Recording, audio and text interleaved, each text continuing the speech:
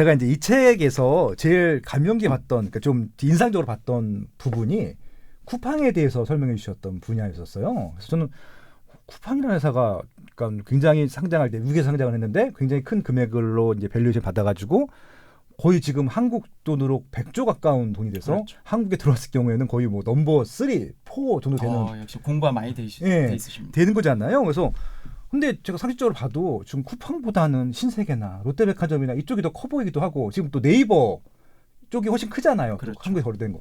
그래서 이게 쿠팡이 그 정도 가치가 있는지 뭐 이런 것들이 좀 궁금했었는데 이 책을 봤더니 조금 이해가 되더라고요. 읽으셨구나 다. 네, 예, 고맙습니다. 네. 예, 쿠팡에 대해서 좀 설명해 주시면 좋을 것 같습니다. 네. 그래야 좀 다른 기업들 저희가 이런 뭐 가치 평가를 할 때 도움이 될 것 같아서. 네. 예. 쿠팡에 대해서도 그러니까 이렇게 봐주시면 돼요. 제 의견은 하나의 공부의 하나로 보시고 그게 뭐 바로 다음 주에 이어진다 이게 아니고 그렇죠, 그러나 그렇죠. 중장기적으로는 꽤 많은 생각을 했고요. 쿠팡도 많은 분들이 아까 저 삼성바이오로직스랑 좀 비슷해요. 논리가. 네. 쿠팡도 다 이렇게 보십니다. 8년째 적자예요. 아니 그러니까, 기업이 태어났는데 8년째 적자만 보고 있어요. 그러니까 돈이 남았으면은 그 손정이 그 비전 펀드에서 네. 투자를 안 받았을 텐데 이게 뭐 1, 2천억도 아니고 그렇죠. 조단위로 조단위. 계속 공부 두 정말 번이나 네, 두 번이나 엄청나게. 정확하십니다. 자, 그런데 네. 쿠팡을 잘 이해하실 게 아까 제가 금리에 대한 얘기도 했잖아요. 금리에 대해 했는데 이쪽 결국은 이제 금리가 낮을 때 성장하는 기업이어야 됩니다. 요것도 착시하시면 안 돼요. 결국 성장주가 살짝은 떨어져도 결국 성장주가 가는 시대예요. 금리는 중장기적으로는. 그런데 자, 성장에는 두 가지가 있어요. 역시 회계적으로입니다. 그걸 알려드리니까 외형 성장과 실적 성장이 있습니다. 외형 성장은 자산이 증가하거나 매출액이 증가해요. 왜냐하면 자산 증가 외형이 너무 쉬워요. 왜냐하면 아까 부채 끌어다가 자산 늘려버리면 되거든요. 또 매출도 쿠팡처럼 적자 보면서 매출 올려버리면 매출 성장은 쉽다고요. 그래서 그동안 전통적으로는 성장하는데 매출만 성장하고 이익은 안 난다. 그럼 되게 하대했어요. 그렇죠. 안 좋은 기업으로. 네네 맞아요. 그런데 이게 중간금리, 고금리 때는 맞는 논리인데 이런 저금리 때는 사실은 성장한다는 게 너무 어려워요. 여러분들 우리 지금보다 개인도 성장한 거 너무 어렵거든요. 여러분들 지금 쿠팡이요. 매출이 2조, 4조, 7조.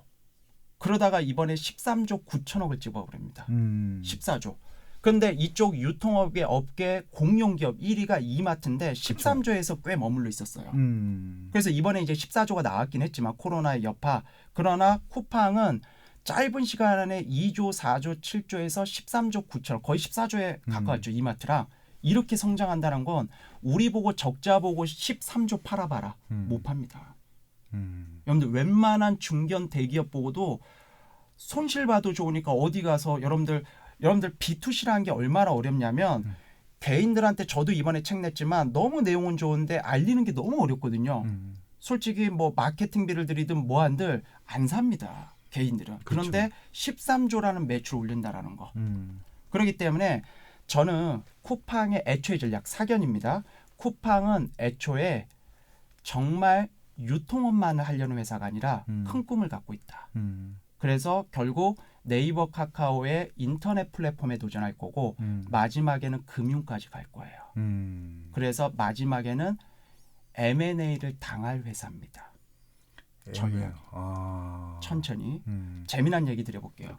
업계 1위가 유통업으로는 업계 1위가 이마트입니다. 네. 그리고 2, 3위가 롯데마트 갖고 있는 롯데쇼핑이에요.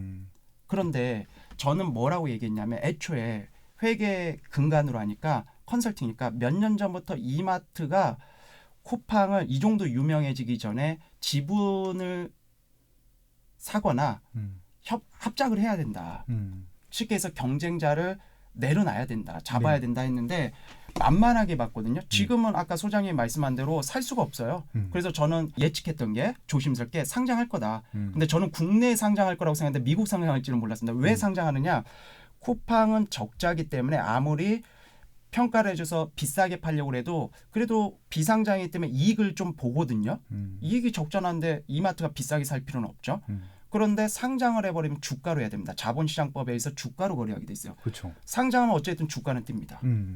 아까 말씀하신 대로 상장 첫날 100조 찍었고 지금 좀 내려와서 80조인데 이렇게 찍어야 돼요. 그러니까 이마트 선을 넘어섰는데 자 문제는 이제 이마트는 못 사요. 규모가 아주 커졌으니까 실질은 둘째 치고라도. 근데 문제는 평생 2, 3위였던 롯데쇼핑이 있다는 거죠.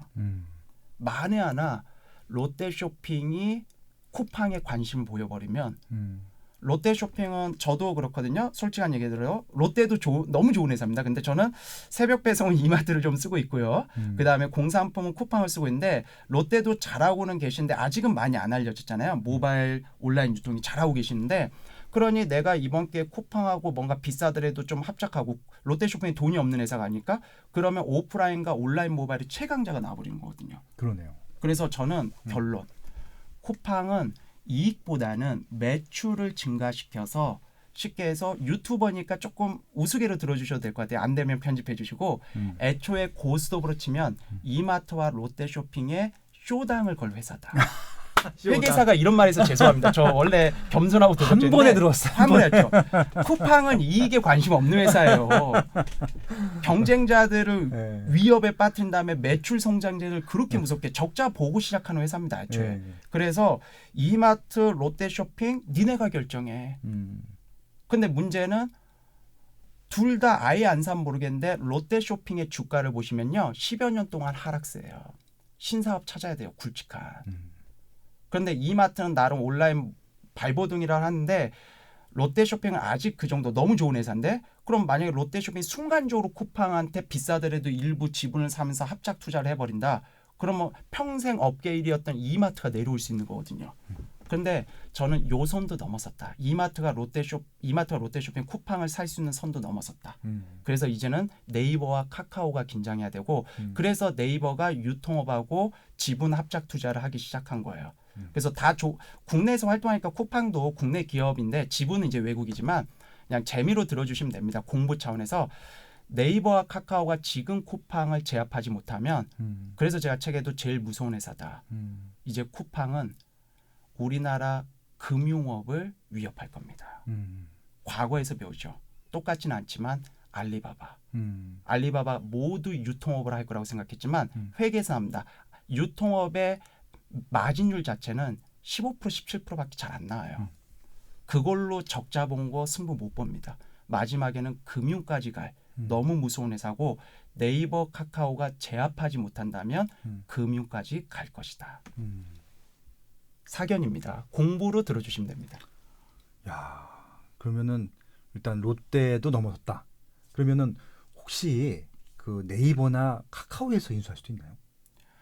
지금 네이버는 상황이 국내 유통업과의 지분 합작 투자 쪽으로 선택을 했고요. 신세계 이마트 예, 했었죠. 그렇죠. 예. 그렇기 때문에 아마 쿠팡까지는 가기가 힘들겠죠. 경쟁사가 돼버리니까 이마트, 네. 신세계. 그러면 이제 카카오 정도 남은 거고 그런데 이제 그거의 판단은 그러니까 지금 롯데쇼핑 카카오가 남은 상태예요. 네네. 네. 앞으로의 어떤 일들이 벌어질지 모르는 거고 아마 지각 변동이 상당히 있을 거고 또 하나는 규모는 그에 비할지 않지만 뭐 배달의 민족이라든가 여러 또 회사들도 있기 때문에 어떤 시너지가 날지 몰라서 이쪽 기본은 유통업이라고 표현하지만 쇼핑 유통업에서는 어마어마한 지각 변동이 일어날 겁니다. 하지만 그 중심에는 의외로 우리가 조금 만만하게 봤던 쿠팡이 키를 갖고 있다는 거죠. 그러니까 몸집을 키우고 매출을 키우고 그렇죠. 시스템을 만들어가고 그게 네. 다 그런 일종의 설비 투자네요. 그죠? 그렇죠. 거의도 설비 맞습니다. 왜냐하면 쿠팡이 적자를 봤던 게 그 로켓 배송할 정도로 배송업체를 사버렸어요. 처음부터.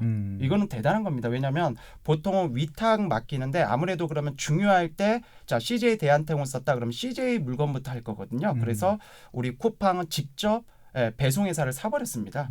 그렇기 때문에 고정자산 투자가 많이 들어갔고요. 지금도 직매입이란 거래요. 보통은 이베이나 옥션 이런 데서 수수료를 잡는데 여기는 실제 재고를 매입을 해요. 매입을. 그래서 많은 분들 그 쿠팡을 위험하게 보는 분들은 좀 재무제표하는 분들은 그 매입을 이마트 롯데쇼핑처럼 노하우가 없으니까 그 재고 때문에 무너질 수 있다. 그렇죠. 재고를 자기네가 사놓고 원래는 중개만 해야 되는데 그래서 13조 14조가 나오거든요. 매출액이.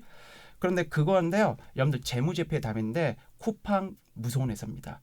예를 들어 재고 자산이 1조면 그걸 자기가 돈으로 다 사오는 게 아니라 회계 용어의 매입 채무라는 게 있어요. 외상으로 매입하는 빚. 상당수가 그걸로 커버합니다. 네. 그걸로 자기가 돈 주고 안 사온다. 그러니까 이해 목적으로 절대 그런 회사들 아니니까 유머로 들어주셔야 됩니다. 그러니까 쉽게 해서 상급 업체는 이 회사들이 아니니까요. 제가 오프라인 때는 쉽게 설명드리는데 어쩜 보면 갑질이라고 불릴 수도 있는 거예요. 이해 목적으로. 그러니까 우위에 있는 그거는 저는 합리적인 우위라고 표현합니다. 합리적인 그런 건 아니고 조심스럽게. 그래서 합리적인 우위로 왜냐하면 사주니까 네. 고마우니까 사주는데 대량 사주인데 바로 돈 안 줘도 파는 쪽에서 기분 좋잖아요. 그러니까 1조의 재고가 있지만 돈을 내가 다 내는 게 아니라 이제 물건이 오고 나중에 주는 구조예요. 그렇기 때문에 회사가 유동성 위기만 안 겪으면 버틸 수가 있거든요. 네. 그래서 회계적으로도 상당히 쿠팡이 기교가 많이 늘어나고 있는 회사입니다. 그래서 상당히 저는 태풍의 눈처럼 보고 있고 절대 방심하면 안 될 것 같아요. 여러 다른 업종에서도 그 회사의 마지막 꿈을 한번 보셔야 됩니다.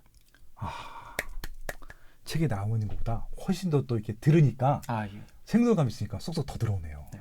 아무튼 너무 좋은 얘기였던 것 같습니다.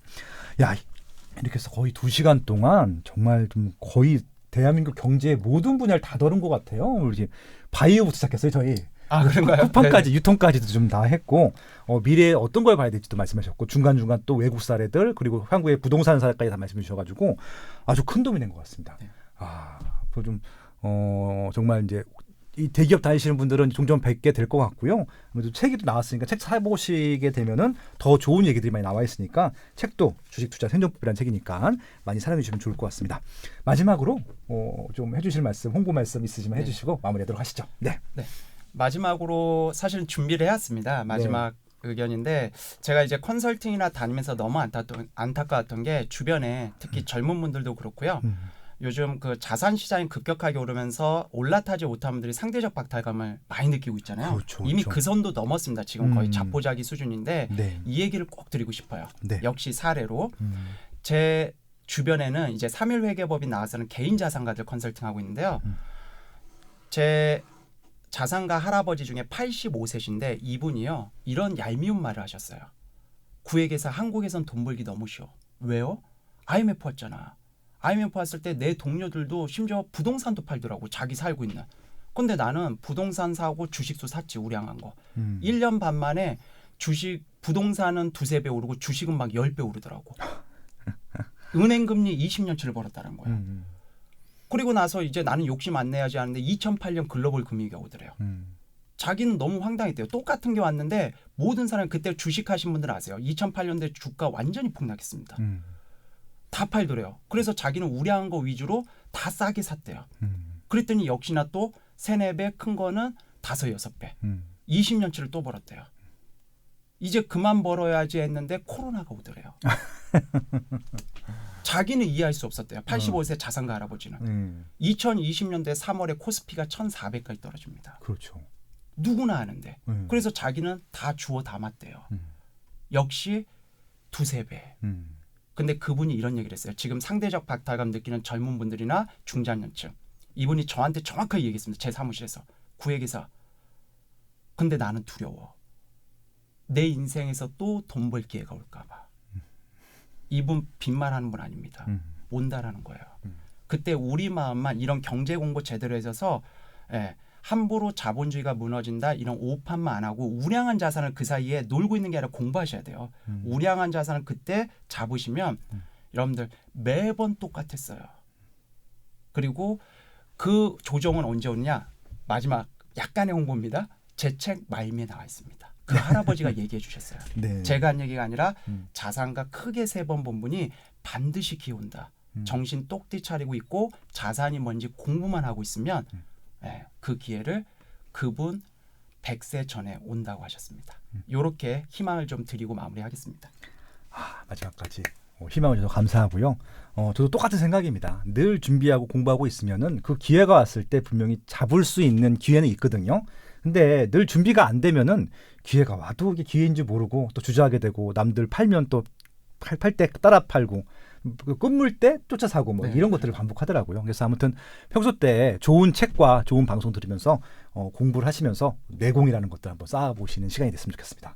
오늘 너무 재밌었어요. 아유, 너무 영광입니다. 너무 우리 독자분들한테도 감사드립니다. 네네. 아무튼 책도 좀 많이 봐주시고 우리 구천수 회계사님의 콘텐츠들도 많이 좀 사랑해 주시면 좋을 것 같습니다. 오늘 감사하고요. 건강하십시오. 네, 건강하십시오. 네, 고맙습니다. 고맙습니다.